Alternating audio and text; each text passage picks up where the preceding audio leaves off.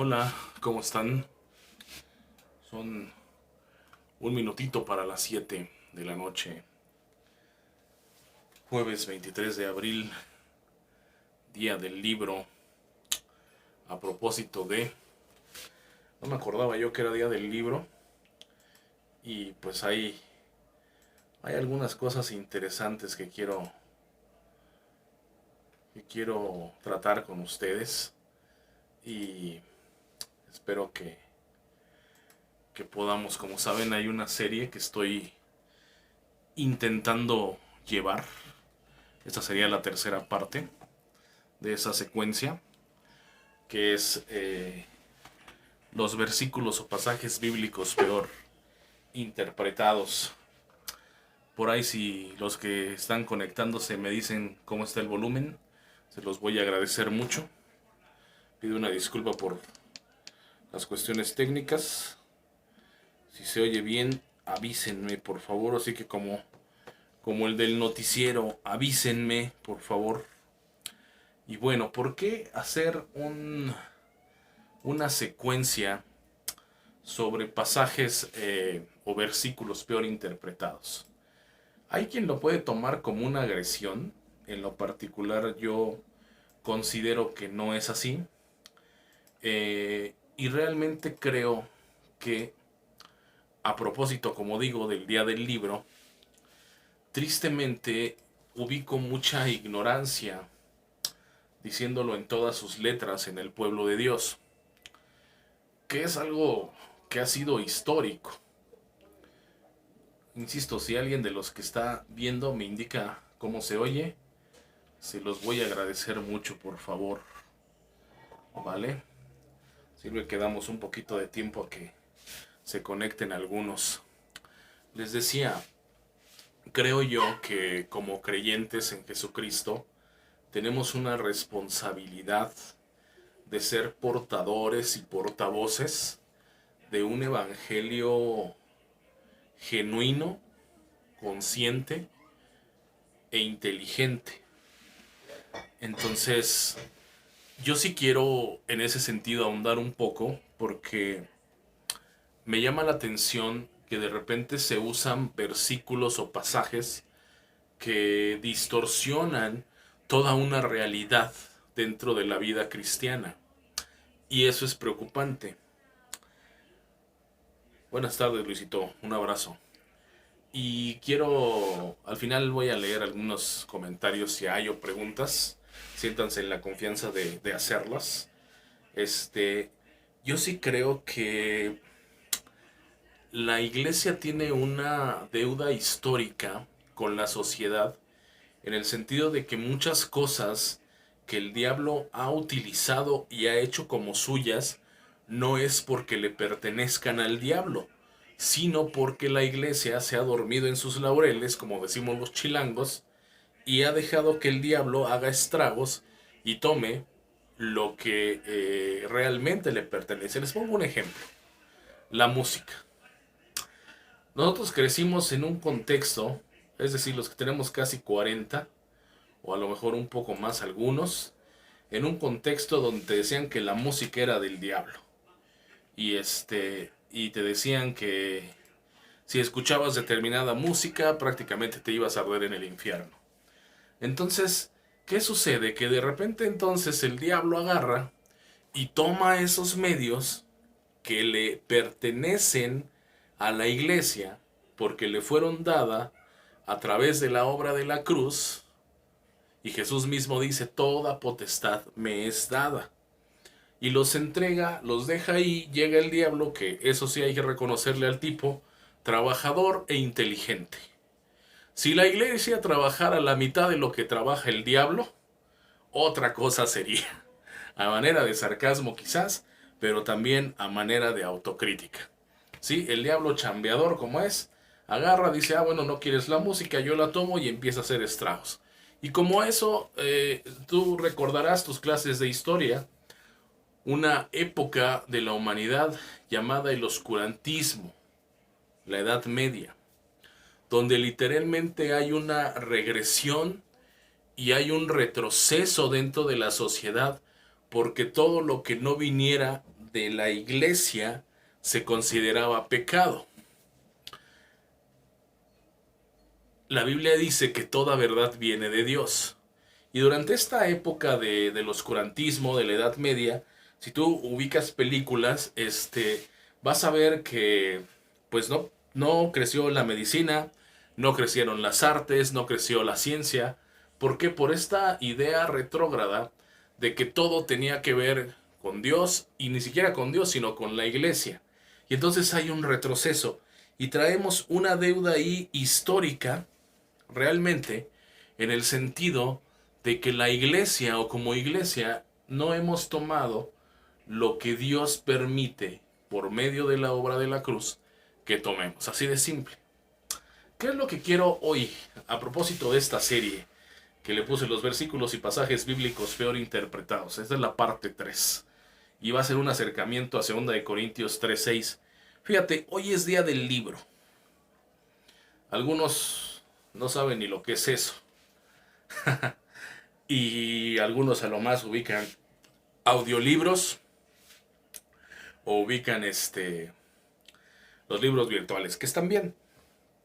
Yo en lo particular siempre voy a preferir el libro en físico, llámenme anticuado, pero no hay uno de los aromas más deliciosos que existe, es la de un libro nuevo o una librería vieja.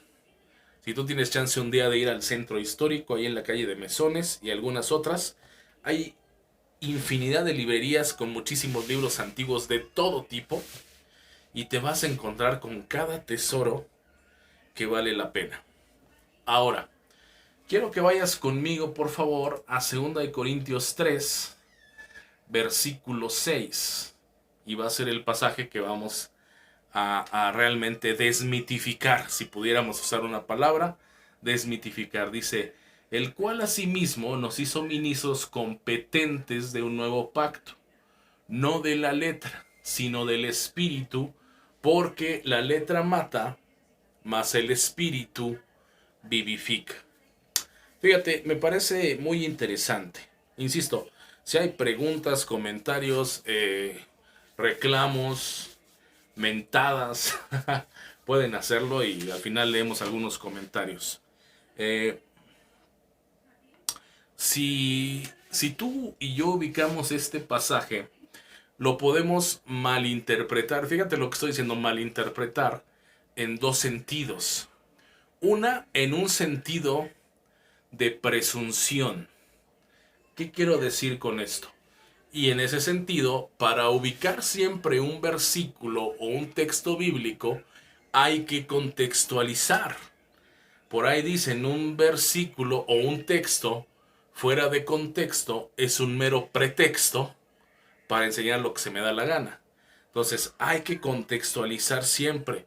Si tú y yo no nos enfrentamos o no estamos siendo contextualizados en el pasaje, vamos a tener muchas broncas de ser confundidos y sobre todo de confundir si en algún momento somos ministros de Jesucristo o maestros o algo que implique que tú compartas alguna enseñanza. Dice, quiero que vayas entonces conmigo desde el 1:3, 2 Corintios 3:1. Dice, ¿comenzamos otra vez a recomendarnos a nosotros mismos? ¿O tenemos necesidad, como algunos, de cartas de recomendación para vosotros? ¿O de recomendación de vosotros? Nuestras cartas sois vosotros, escritas en nuestros corazones, conocidas y leídas por todos los hombres, siendo manifiesto que sois carta de Cristo, expedida por vosotros, escrita no con tinta, sino con el Espíritu del Dios vivo, y no en tablas de piedra, sino en tablas de carne del corazón. Y tal confianza tenemos mediante Cristo para con Dios. No que seamos competentes por nosotros mismos para pensar algo como de nosotros mismos, sino que nuestra competencia proviene de Dios, el cual asimismo nos hizo ministros competentes de un nuevo pacto, no de la letra, sino del espíritu, porque la letra mata, mas el espíritu vivifica. Fíjate, te decía que se puede malinterpretar en dos sentidos. El primero es con un toque de presunción. Si tú ubicas, en el versículo 1 está dando la clave que desmitifica esta postura. ¿Por qué? Porque se está refiriendo a aquellos que alardean de su conocimiento para creer que por ellos son aptos. Aquellos que presumen su currículum y de dónde estudiaron y de dónde vienen para presumirlo y para creer que están por encima de... Mira, ya saben que soy directo. Entonces, si usted le molesta alguna de las cosas, todo está al alcance de un botón que se llama bloqueo y no me vuelve a ver. Se lo pierde usted. Pero vamos a hablar claro. Conozco muchísimos amigos ministros y en lo particular yo no acostumbro charolear, como decimos los chilangos, presumir para los que no son chilangos, de lo que soy, de qué ministerio tengo. No porque menosprecie uno de los honores o el mayor honor al que Dios me ha permitido, que es el poder servirle, sino porque creo que puede malinterpretarse cuando uno antepone lo que uno dice ser. ¿Me explico? Es decir, cuando yo platico con algunos ministros, amigos ellos, me encuentro con que te charolean con que tengo una licenciatura en tal, y tengo un doctorado en divinidad, y tengo una maestría en tal. ¿Estoy criticando esto? No, no estoy criticando la preparación. ¿Qué es lo que Pablo está cuestionando? Está cuestionando la presunción. Y está diciéndote, a ver maestro, ubícate. Si alguien tiene que presumir, o alguien podría presumir, es Pablo. Pablo está diciendo, si alguien puede hablar y puede alardear, compadre, soy yo. Porque soy uno de los más fregones maestros y ministros. Pero ve el versículo 1. Es hasta sarcástico Pablo. Dice, ¿comenzamos otra vez a recomendarnos a nosotros mismos? ¿O tenemos necesidad, como algunos, de cartas de recomendación para vosotros? ¿O de recomendación de vosotros? Está diciendo, ok, ¿qué necesitas? ¿Tu CV para decir que eres ministro? ¿Qué necesitas? ¿Decir que vienes de tal o cual instituto, licenciatura en teología, etcétera? Porque hay quienes charolean. Le voy a decir algo. Yo no tengo instituto y no me enorgullezco de eso. Pero he sido formado por diversos maestros que han cursado un instituto bíblico y han sido formados en ese sentido. Maestros con corazón de siervo, de los cuales tengo la bendición de haber sido su discípulo hasta la fecha. Me asesoro con ellos, con algunos de ellos y demás, pero hay que estar dispuesto a aprender. Alguna vez cuando hice algún comentario, ustedes los que me siguen en redes, hubo alguien que me dijo, ¿y en qué instituto estudiaste? O sea, no me dijo buenos días, no me dijo ¿qué onda, brother? ¿Cómo estás? No me dijo, oye, ¿de qué iglesia vienes? O a dónde vas a ir a predicar, etcétera. Lo que me dijo es, ¿de qué instituto saliste? ¿De qué instituto vienes? Y pues, yo, humanamente sarcástico como soy, por ahí di una respuesta.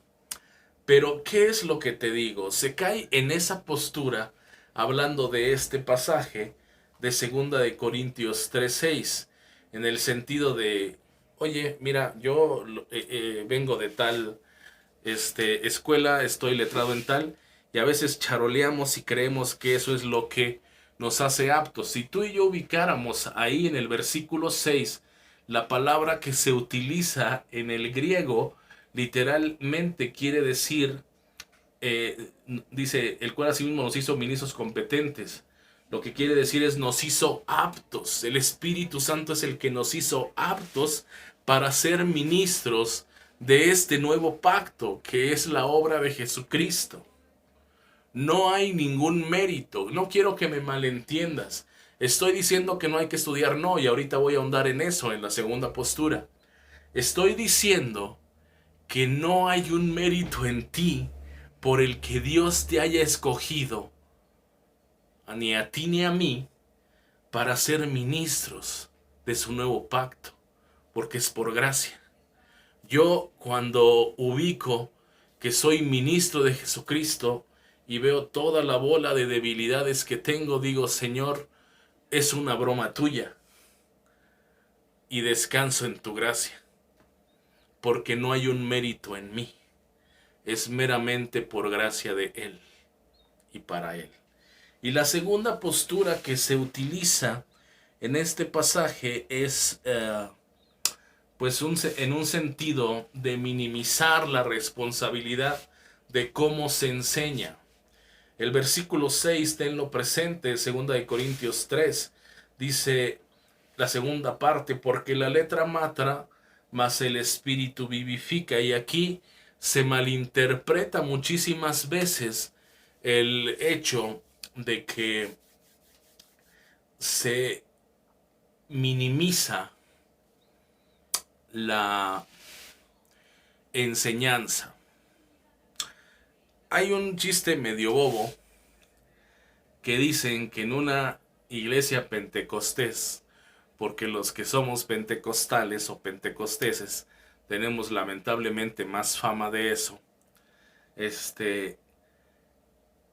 fue un predicador invitado y ya sabes, no se tenía la creencia de que no había que preparar la prédica, sino lo que el Espíritu dijera y lo que el Espíritu guiara. Y entonces este hombre pues llega al púlpito y dice: ya saben, ¿no? Cartomancia cristiana, donde el Espíritu me diga, ¡pum! Y lo que aparece ahí en su dedo, guiado supuestamente por el Espíritu Santo, fue: y Judas se ahorcó. Este hombre se preocupó, dijo: no, Satanás, vete de mí. Dijo: hermanos, vamos a orar un momento más para que Dios hable bien. Y fue nuevamente a la Biblia, otra vez, y el versículo siguiente decía: y haz tú lo mismo que Judas, ¿no? ¿Qué quiero decir con esto? ¿Qué quiero ilustrar? Que realmente hay muchísima ignorancia y se utiliza como pretexto este pasaje, que es la segunda postura, para minimizar la responsabilidad que tenemos al enseñar. Y entonces damos cada postura tan absurda, tan falta de conocimiento, y decimos: no, pues ¿para qué estudiamos? Que el Espíritu nos guíe. Y sí, ciertamente el Espíritu Santo está al auxilio de nosotros, pero no quiere decir que haya que minimizar el tema de la enseñanza, el tema de entender, el tema de ser firmes en lo que estamos enseñando, de tener un contexto.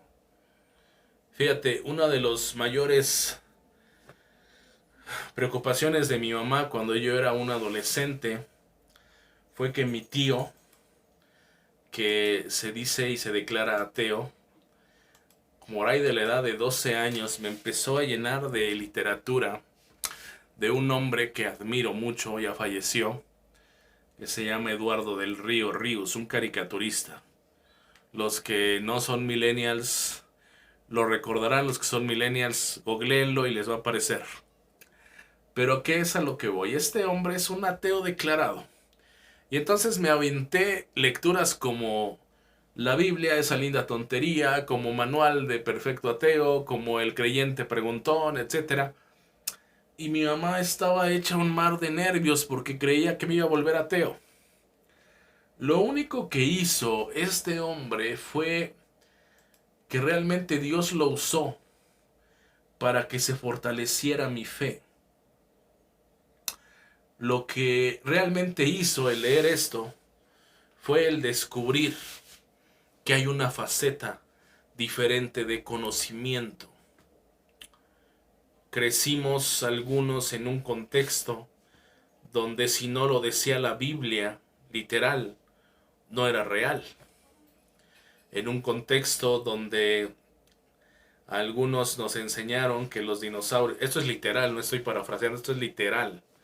Nos enseñaron que si los dinosaurios no habían existido, porque no decía la Biblia como tal la palabra dinosaurios,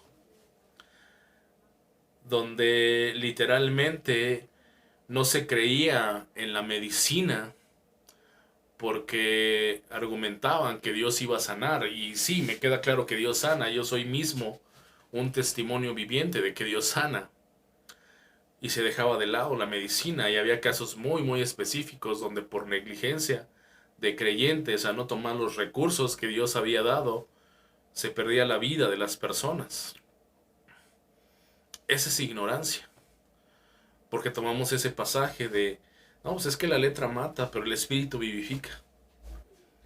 Y si me apuran mucho, pues debo decir que hoy día en muchos púlpitos se sigue con el síndrome. Decía un pastor muy respetado y muy amado por muchos de nosotros, Samuel Lascari, que la iglesia tiene SIDA. No se espante nadie.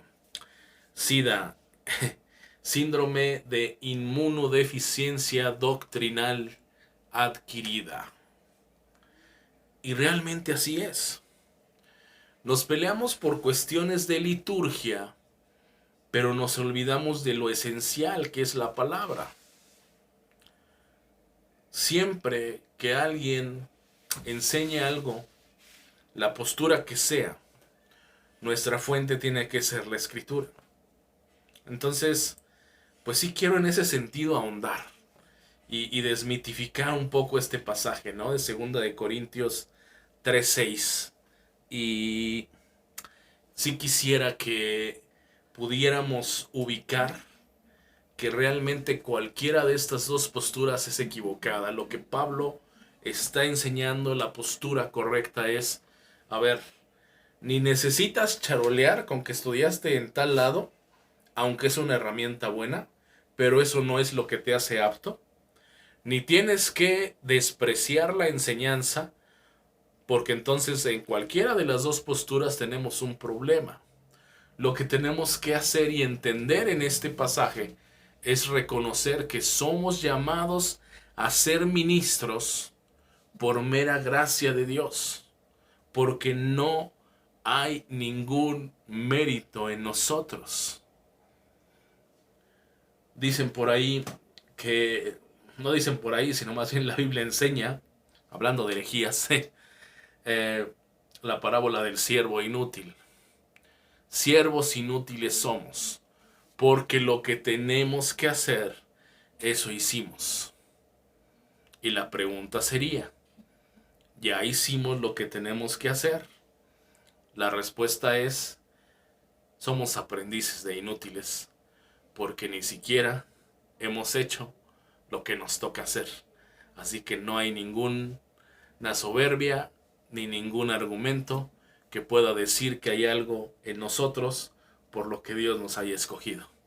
Que no le digan, que no le cuenten, quien lo charolee, dígale, sí, compadre, ¿qué crees? Tú vienes a mí con una charola, yo vengo con la gracia de Dios. Vamos a algunas preguntas